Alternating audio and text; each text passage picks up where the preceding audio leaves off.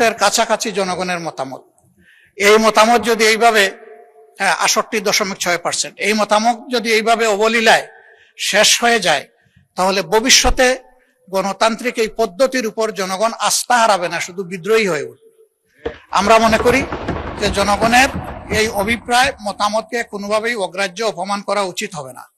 এই জন্য তাদের প্রতি সম্মান রেখেই আমরা এই কমিটিতে অংশগ্রহণ করব না এটাই নয়, বরঞ্চ এই পর্বটা আমরা যেহেতু জনগণের রায়কে সম্মান করা হচ্ছে না, তার প্রতিবাদে আমরা ওয়াকআউট করছি।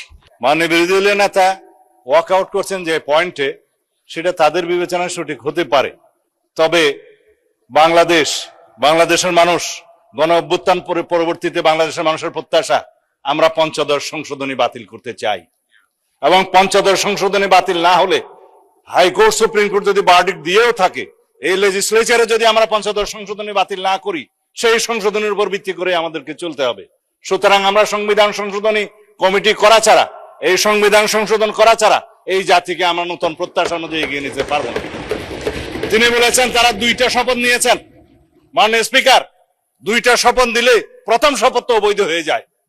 বর্তমান সংবিধান অনুসারে নির্বাচন অনুষ্ঠান হয়েছে, বর্তমান সংবিধান অনুসারে এই জাতীয় সংসদের অধিবেশন আহ্বান করেছে মহামান্য রাষ্ট্রপতি, সেই সংবিধান অনুযায়ী এইখানে জাতীয় সংসদ বৈঠক অনুষ্ঠিত হয়েছে এবং সেই সংবিধান অনুযায়ী এখানে রাষ্ট্রপতির ভাষণ হয়েছে এবং সেই ভাষণের উপরে তারাও আলোচনা করেছেন, আমরাও আলোচনা করেছি।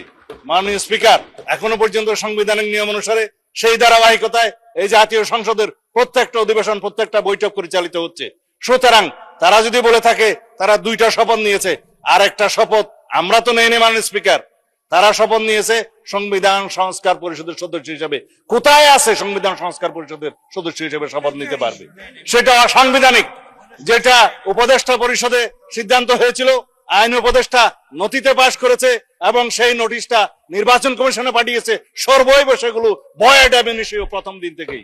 এবং সেই আর্টিকেল 148 অনুসারে, তফসিল তৃতীয় অনুসারে সেখানে যে একটা ফর্ম ব্লু পেপারে ছাপিয়ে দেওয়া হলো যে সংসদ সদস্যগণ আবার আরেকটি শপথ নেবেন সংবিধান সংস্কার পরিষদের সদস্য হিসেবে, সেটা ফুল নাল এন্ড ভয়েড। এটা কোনো আনকনস্টিটিউশনাল, সে কোথাও নাই। এবং তার উপর ভিত্তি করে তিনি যে বক্তব্য দিলেন, গণভোটের গণরায় অনুসারে আমরা গণভোটকে সম্মান দিতে চাই। অবশ্যই গণভোটের গণরায়কে যদি সম্মান দিতে হয়, এই সংবিধানকে সংশোধন করতে হবে এবং তারপরে যদি সবাই মিলে রাজি হয় যে সংবিধান সংস্কার পরিষদ গঠন হবে, তখন যে সংবিধান সংস্কার পরিষদের সদস্য হিসেবে শপথ নিতে পারবে, তখন সেটা হবে। এখন তো সেটা হয়নি মাননীয় স্পিকার। আগে সংবিধান সংশোধন হতে হবে সমঝোতার ভিত্তিতে। সেই সংবিধানে যদি সংস্কার পরিষদের কোনো বিধান সংযুক্ত করতে হয়, সেই আলোচনাও তাদেরকে সেই সংবিধান সংশোধন কমিটিতে এসে করতে হবে। তারপরে আলাপ আলোচনার ভিত্তিতে আমরা সংশোধিত সংবিধান পাবো, সেই সংবিধান অনুসারে আমরা এগিয়ে যাব। এখন যদি কেউ বলে যে গণভোট হয়েছে, কিসের উপর হয়েছে মাননীয় স্পিকার? গণভোটের যে আদেশ, সেটাকে আমরা নাম দিয়েছি জুলাই আদেশ। যেই আদেশটা প্রথম দিন থেকে এখতিয়ার বহির্ভূত, এটা fraud on the constitution, colourable legislation. এই জুলাই জাতীয় সনদ বাস্তবায়ন সংস্কার আদেশ নামে যেটা করা হয়েছে, রাষ্ট্রপতি যেটা করতে পারেন না, সেটা তো কোনো রাজনৈতিক ছিল না। জুলাই জাতীয় সনদের কোথাও সেটা সমঝোতা হয়নি, তারাও স্বাক্ষর করেছেন, সেখানে আমরা করেছি।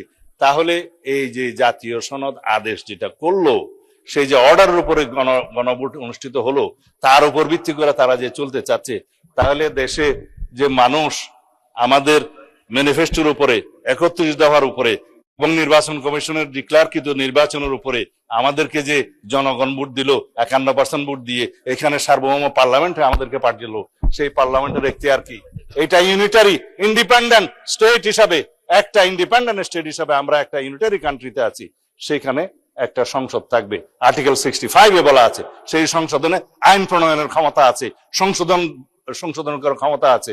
সেই ক্ষমতা হিসাবে জাতীয় সংসদ সদস্যগণ এই সংবিধানে সংশোধনী দিবে। সেই এখতিয়ার তো সার্বভৌম জনগণ আমাদেরকে দিয়েছে, আর্টিকেল 7 অনুসারে দিয়েছে। এখন যদি বলা হয় গণভোট কি তার উপরে? অবশ্যই তার উপরে না। আমরা সাংবিধানিক ভোটে জাতীয় সংসদের সদস্য নির্বাচিত হয়েছি সার্বভৌম জনগণ কর্তৃক, এখানে আইন এবং সংবিধান প্রণয়ন করার, সংশোধন করার জন্য। গণভোটে কি হয়েছে? জুলাই জাতীয় সনদে যেটা সমঝোতা হয়েছে, 4 খান প্রশ্নের মধ্যে 3.5 খান আমরা মানি, আর আধা খান যে কোশ্চেন, সেই কোশ্চেন তো সংবিধানের উপর হাত দিয়েছে একটা অবৈধ আদেশ প্রণয়নের মধ্যে দিয়ে, সেটা তো void ab initio, it is now pending with the judiciary. তারা কি বলে দেখি, তারপরেও যদি আলাপ আলোচনা করে আমরা এখানে জুলাই জাতীয় সংসদের সবকিছু আমরা এখানে বাস্তবায়ন করতে চাই, এবং তার বহির্ভূত ভাবে যদি জুলাই কি যেন সংবিধান সংস্কার পরিষদ গঠন করতে চায়, তারা সেই আলোচনা এখানে এসে করুক, সংবিধান সংশোধনী কমিটিতে করুক। আর না হলে পরে রাস্তায় গিয়ে সংবিধান সংস্কার পরিষদের কমিটি করলে তো সংবিধান সংশোধন না করে আমরা বসে থাকতে পারবো না। আর সংবিধান যদি সংশোধন আমরা না করি, তাহলে এই জাতি তো শেখ হাসিনা প্রদত্ত পঞ্চদশ সংশোধনী নিয়েই চলতে থাকবে। আমরা কি তা চাই? আমরা অবিলম্বে ইনশাআল্লাহ এই সংবিধান সংশোধনী কমিটি গঠন করা হয়েছে, আমরা বৈঠক করব এবং এই জাতির শ্রেষ্ঠ সন্তানদের সাথে আমরা আলোচনা করব, স্টেক হোল্ডারদের সাথে আলোচনা করব, জুডিশিয়ারির সাথে আলোচনা করব, আইনজীবীদের সাথে আলোচনা করব, সুপ্রিম কোর্ট বার অ্যাসোসিয়েশনের সাথে আলোচনা করব, আমাদের পত্রিকার সমস্ত সম্পাদক এবং ডিজিটাল আর প্রিন্ট মিডিয়ার সমস্ত সম্পাদকদের সাথে আমরা আলোচনা করব, অন্যান্য স্টেক হোল্ডার বুদ্ধিজীবীদের সাথে আলোচনা করব, সংবিধান সংসদ বিশেষজ্ঞদের সাথে আলোচনা করব, জুলাই জাতীয় সনদ প্রণীত হয়েছে যে সমস্ত রাজনৈতিক দল স্বাক্ষর করেছে তাদের সাথে বসে আলোচনা করব, সংসদে আলোচনা করব, বৈঠক করব, তারপর আমরা সুপারিশ প্রণয়ন করব, তারপরে এই মহান জাতীয় সংসদে সংবিধান সংশোধনী 14তম 18তম হবে, 18তম সংবিধান সংশোধনী বিল ইনশাআল্লাহ এখানে উত্থাপিত হবে। আমরা আশা করি বিরোধী দলীয় সদস্যগণ ইমোশনাল রাজনীতি না করে আমরা যাতে সংশোধিত একটি শক্তিশালী সংবিধান সংশোধনী বিল আনতে পারি, সেই জন্য গণতন্ত্রের স্বার্থে তারা সহযোগিতা করবেন। ধন্যবাদ মাননীয় স্পিকার।